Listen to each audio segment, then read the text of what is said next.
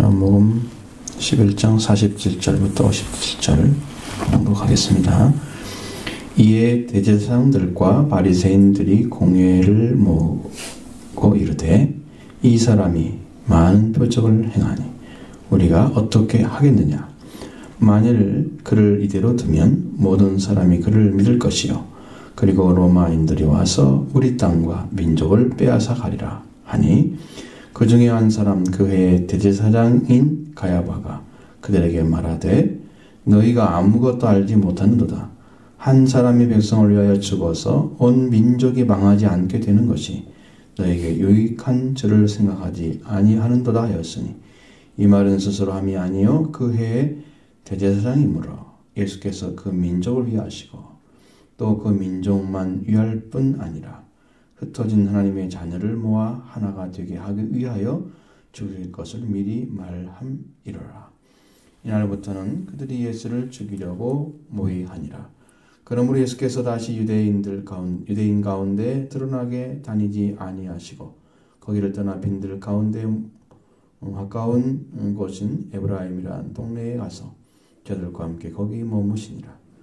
유대인의 유월절이 가까움에 많은 사람이 자기를 성결하게 하기 위하여 유월절 전에 시골에서 예루살렘으로 올라가더니 그들이 예수를 찾으며 성전에 서서 서로 말하되 너희 생각에는 어떠하냐? 그가 명절에 오지 아니하겠느냐 하니 이는 대제사장들과 바리새인들이 누구든지 예수 있는 곳을 알거든 신고하여 잡게 하라 명령하였음이로라.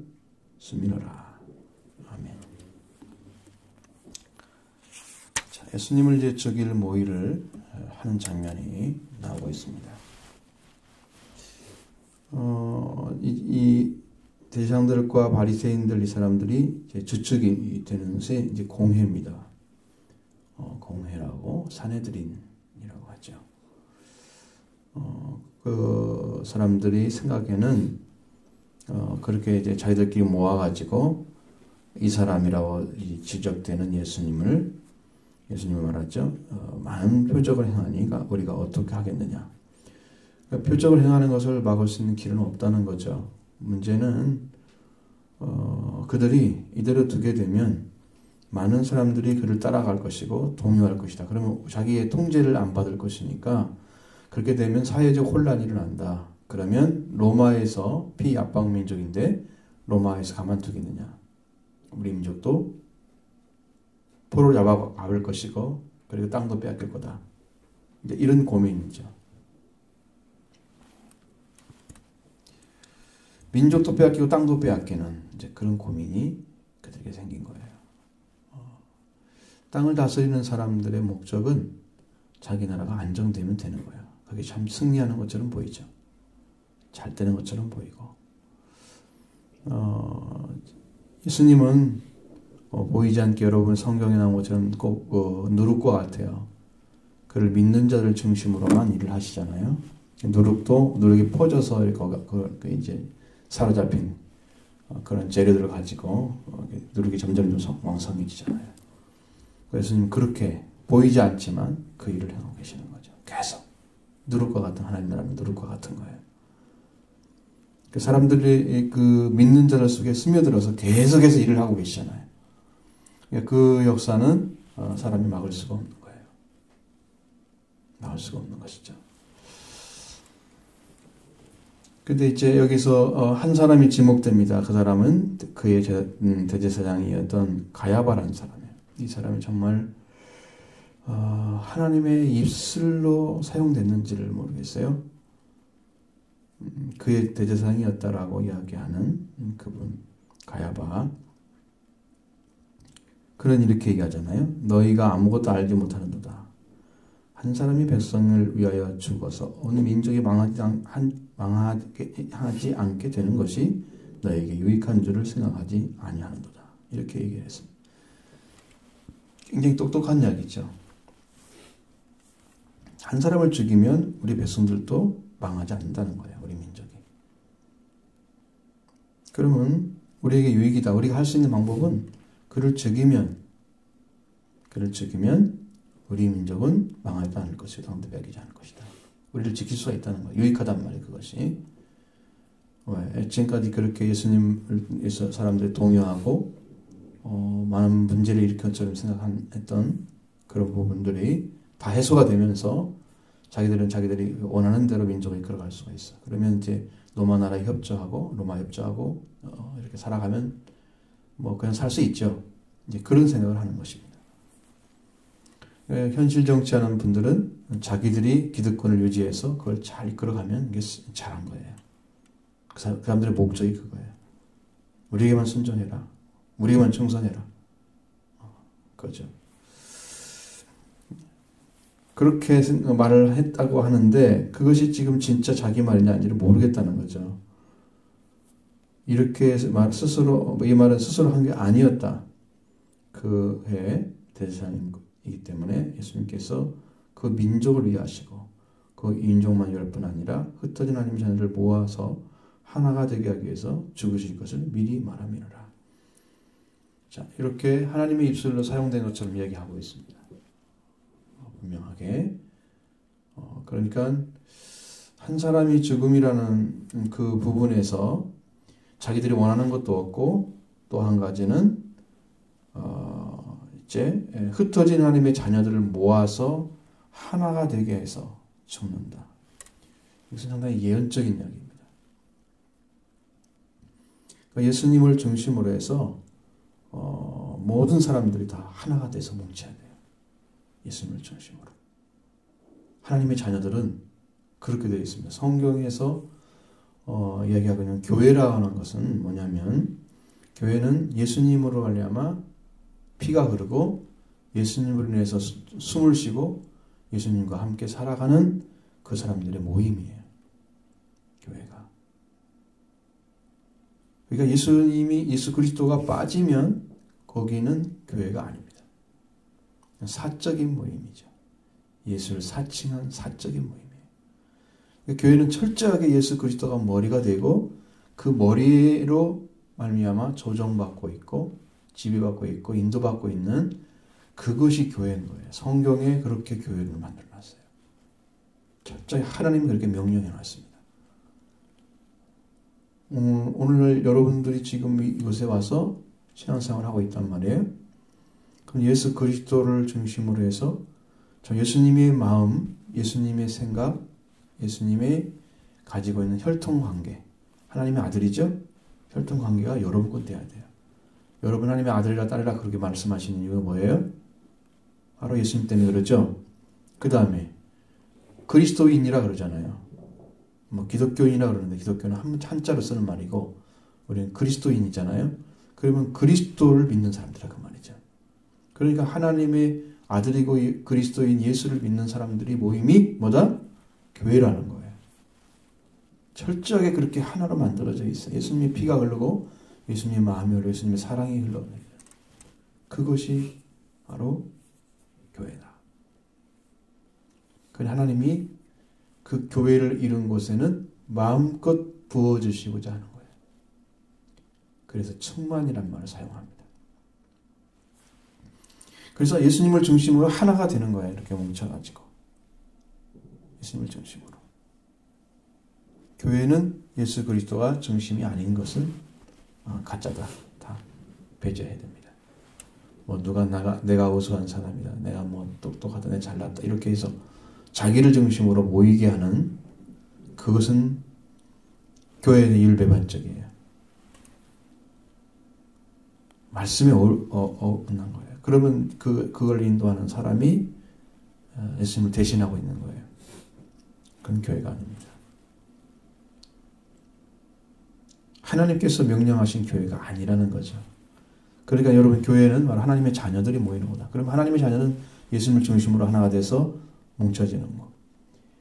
그래서 그들을 모으기 위해서 죽으실 거다. 이렇게 예언을 하는 거죠. 스스로 말함이 아니에요. 이 말을 한 것은 요한의 해석이에요. 요한이 하나님 말씀을 통해서 그가 한 말을 하나님 조명해 준 거예요. 이런 의미로 말한 거다. 그렇기 때문에 스스로 말한 게 아니다. 분명히 이것은 연적인 부분이죠. 근데 왜 죽음을 통해서 그걸 해결하느냐는 거예요. 민족을 하나 모으기 위해서 죽음을 통해 왜 죽어야 되느냐?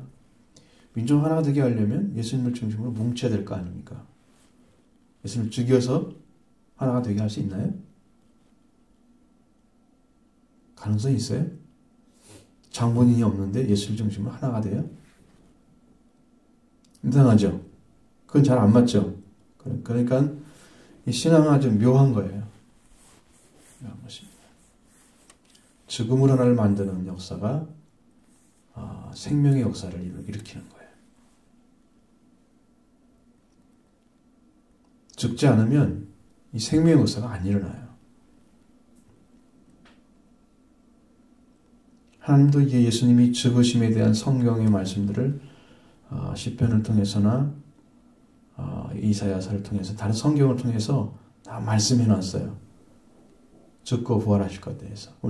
죽음과 부활을 통해서 얼만큼 예수님이 자기 목숨을 바쳐서 일하고 그 수고함을 보면서 자기를 굉장히 기뻐하고 만족한 여길 거란 얘기까지 해놨어요.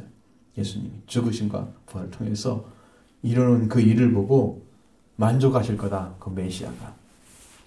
그 정도까지 얘기를 했어요. 그러니까 예수님의 죽음은 얘기된 것처럼 성경대로 이루어지고 있는 거예요. 그러니까 예수님 혼자 죽으신 것이 아니에요. 하나님의 예비 가운데 지금 죽으신 거니까 그것은 하나님이 원하시는 방법대로 시기와 때를 정확히 맞춰서 죽음에 이르도록 허락할 것입니다. 그 때를. 그러니까 예수 그리스도는 거기에 이제 하나님이시지만 순종하는 삶을 100% 순종을 통해서 성경에 기록된 말씀을 이루시고 인류를 구원하는 역사를 완성하실 것이에요. 지금 아직 여기는 이제 과정이잖아요. 그 과정들을 써놨어요. 성경은. 그래서 여러분이 많이 읽어야 될 서신서는 이루어진 그 예수님이 이루는 구원에 대한 이야기를 많이 써놨어요. 그러니까 여러분 구원을 받은 사람들이 어떤 삶을 살아야 될까? 그러면 서신을 읽어야 돼요. 지혜로. 그럼 예수님이 이 땅에 살면서 어떤 삶을 살았느냐? 하나님께 대해서, 민족에 대해서, 혹은 제자들과, 혹은 이제 이스라엘 백성들의 백성들 그 가운데 들어가서 어떤 삶을 살았느냐? 그러면서 우리의 삶을 알고 싶으면 복음서를 읽으셔서 그 예수님 부활까지 나오니까 찾으시고. 그 성경을 많이 읽을수록 여러분 예수님을 더 알 수가 있는 거예요. 깊이 알고 바르게 알고. 그렇게 하면 여러분 되잖아요.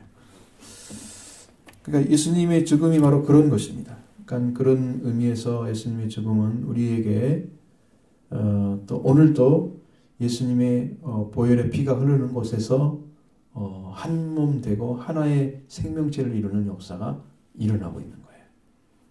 그러니까 여러분 예수님께 지금 하나님께 왔잖아요. 그 예수 그리스도가 없으면 하나님께 갈 수가 없어요. 그러면 구약 성경처럼 제사를 드려야 돼요. 예수를 안 믿는 사람들이 하나님께 나왔다. 나도 지금 예수 믿지 않고 하나님께 나왔다. 그 아무도 지금 이제 여기 있는 사람들 아무도 하나님께 갈 수가 없어요. 그럼 구약 시대로 돌아가야 돼. 예수 그리스도를 믿지 않으면 아버지가 할 수가 없어요. 왜냐하면 예수님은 예수 그리스도는 하나님이 사용하는 능력이에요. 그래서 예수님을 통해서 하나님이 일어나셔요. 이제 신약 시대에는. 구약 시대는 하나님이 직접 하시고 그리스도가 안 나타나요. 거의.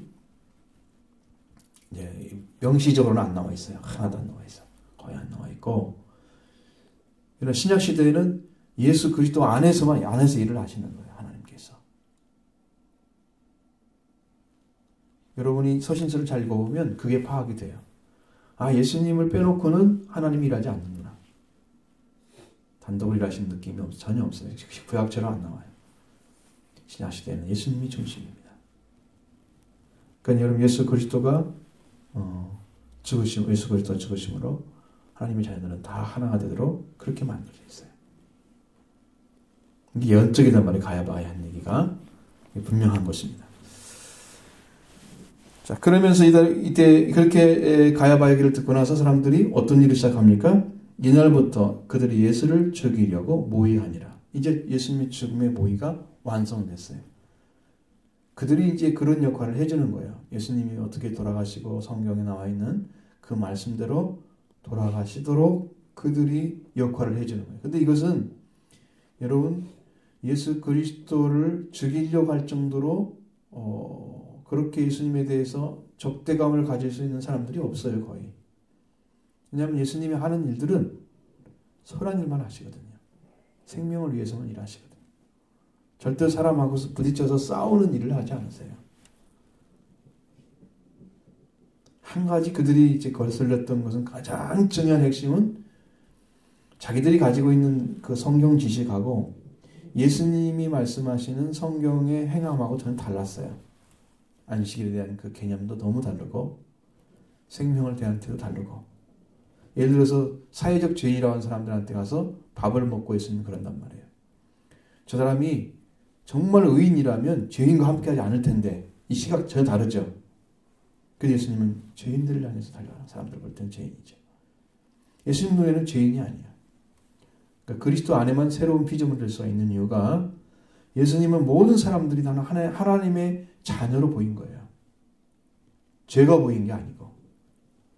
그러나 바리새인들이 바라봤을 때는 그들이 가지고 있는 시각은 율법에 기록된 대로 살아가지 않는 그 밑에 있는 모든 사람들은 다 죄인이야. 그러니까 그들은 가르침받고 따라올 사람들이 같이 상대할 사람이 아니야. 밥 먹고 이것은 전혀 불가능해. 사회적 그 흐름이 그렇게 돼 있어요. 그러니까 예수님은 다르죠. 안식일에는 2km 이상 걸어가면 안 되고 2km 이상 걸어가면 안식을 범한 거예요. 그러면 죄인 되는 것입니다. 밥을 해 먹어서도 안 돼. 이튿날 그 전날 해놔야 돼. 금요일 저녁부터 토요일 저녁 해지기 전까지가 안식일이잖아요. 그때까지 해놔야 돼 그걸. 밥을. 그래서 불 켜는 것도 잘 안 해. 거기 사람들은 거의. 그러니까 예수님이 제자들이 밀리사가나 이렇게 까먹는 거 배고파가지고. 여러분 밑 들어가다가 그런 옛날에는 그 배고플 땐 그렇게 했어요. 보리 같은 것도 있으면 따가지고 까서 그냥 이렇게 깨물어 먹기도 하고 그걸 안식일 범했다고 그 싸울 정도로 그 정도 사람들이 묶여져 있는 안식일의 범위를 자기들이 만들어 놓고 거기를 지키기 위해서 감시의 눈을 가지고 있는 것들이에요. 그 예수님은 안식일에 가가지고 병든 자를 막 고치고 38년 된 병자 고치고 손 마른 자도 펴주고 안식일에 할 일을 다 하는 거야. 자기대로 전혀 안 맞아. 안식일 범한 사람은 죄인이야. 그래 예수님하고 이렇게 싸우는 거잖아요. 예수님은 완전하게 생명을 위해서 일하시는 분이고 그들은 자기들이 만든 그 성경에 나와 있는 게 아닙니다. 그 법규는. 성경에 안식일을 범하지 말라는 분명히 있고 범하는 자는 죽인다는 말씀도 분명히 있는데 자기들이 말하는 대로 그렇게 하지 않으면 죽는다 그런 말은 없어요. 그건 자기들이 법규를 만든 거예요. 랍비를 통해서. 그럼 랍비가 여러분 많이 배우셨는데 우리 청소년 잘 모르죠. 랍비의 권위는 그 랍비 선생님이 돼버리면 정결례식이나 이 사회적 규범 같은 것들을 만들 수 있는 권능이 세워져요. 그 사람은. 국회의원들처럼 법을 만들잖아요. 그런 것처럼 그런 권능을 주는 거예요. 하나님이 정해야 할 것들을 정할 수 있는 그런 권능이 주어져요. 랍비라는 선생님이라는 이름자들에게. 그들에 의해서 만들어진 것들이에요. 하나님의 법이 아니에요. 성경이 말씀하신 게 아니에요. 그걸 가지고 있는 게 들이대는 거죠. 안 지켰다. 죄인이다. 그런 부딪힘에 있어도 생명을 사랑함에 있어서 어떤 사람도 예수님을 싫어할 사람이 단 한 사람도 없게. 예수님은 그렇게 사람을 사랑하신 분이기 때문에 다른 어떤 사람도 예수님한테 적대감을 가지고 대할 사람이 없는 거죠. 근데 이 사람들만 예수를 죽일 마음이 있는 거예요.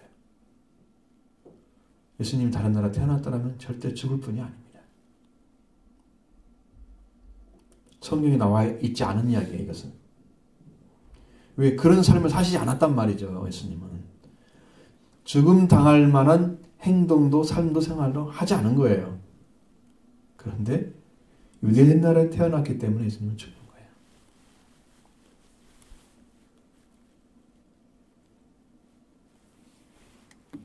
그게 아이러니하죠. 유대인들, 이제 이스라엘 사람이라고 하는 사람 유대인들로 바뀌잖아요. 그들이 가지고 있는 그것은 성경을 중심으로 한 그 사고가 아마 중심이었던 사람들이죠. 그러니까 오히려 잘 믿었고 예수님을 더 따라야 될 사람들인데도 불구하고 예수님을 죽이는 자들이 됐다.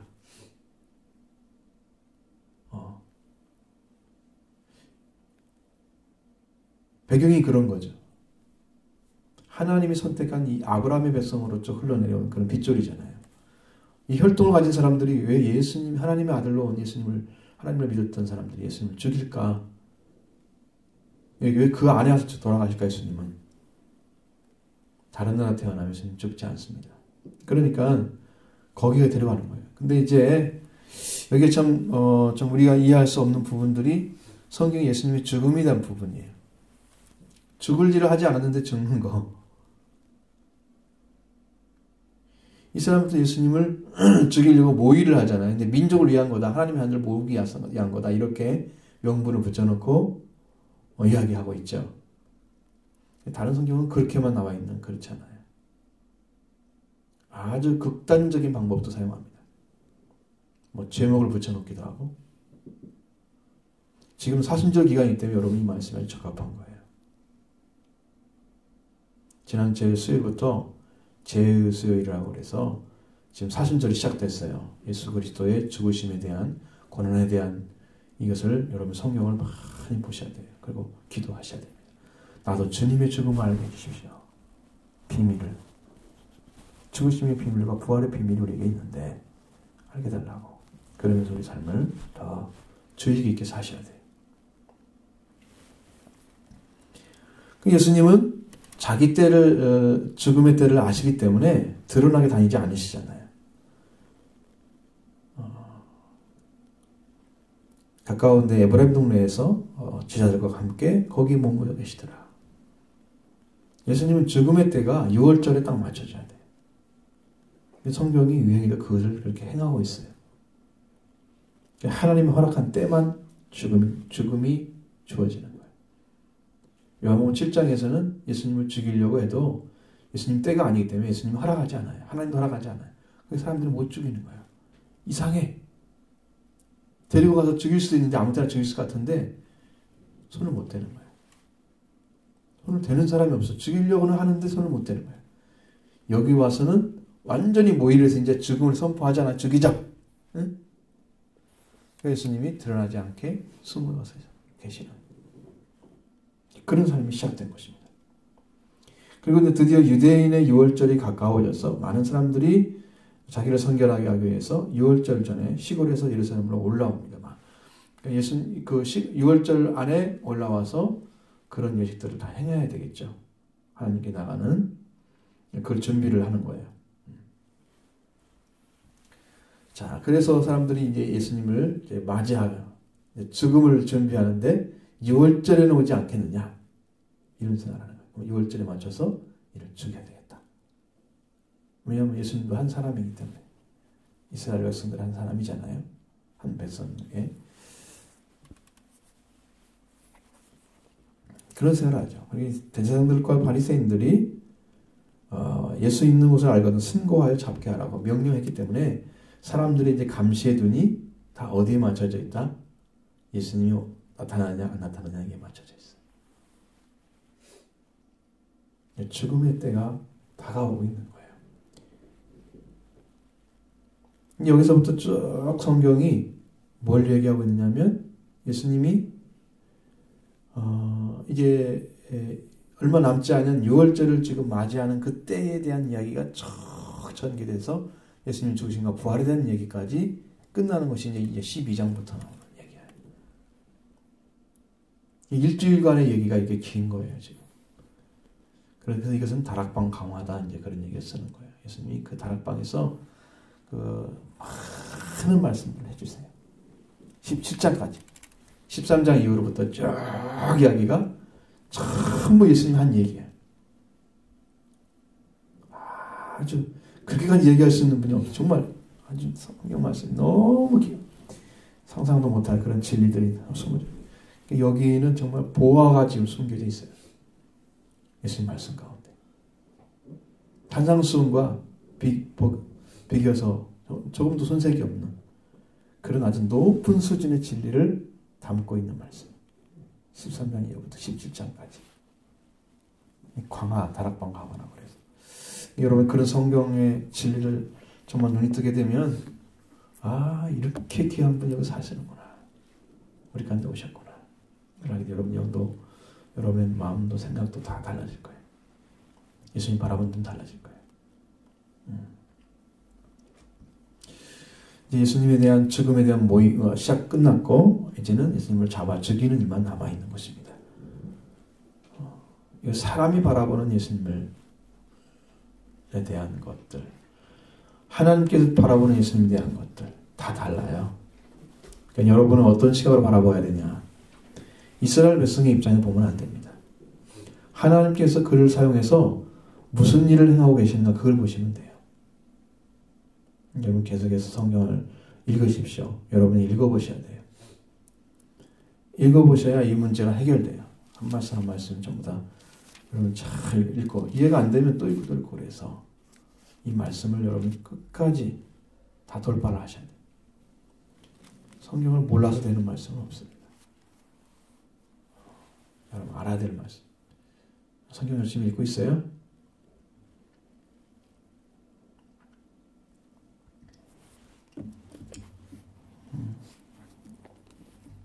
그러니까 성경을 잘 모르면 구약 성경의 배경을 다 알으면 참 좋은데 안 되면 여러분 신약 성경이라도 많이 읽으셔야 됩니다. 신약 성경을 많이 읽으면 이것이 알아지게 되면 구약 성경이 쉬워져요. 그러나 이제 신약 성경의 배경을 잘 모르고 신약을 많이 알고 안 읽은 분들은 구약 읽으려면 나중에 역사만 읽고 무슨 말인지 모르겠어. 그럼 못 찾잖아요.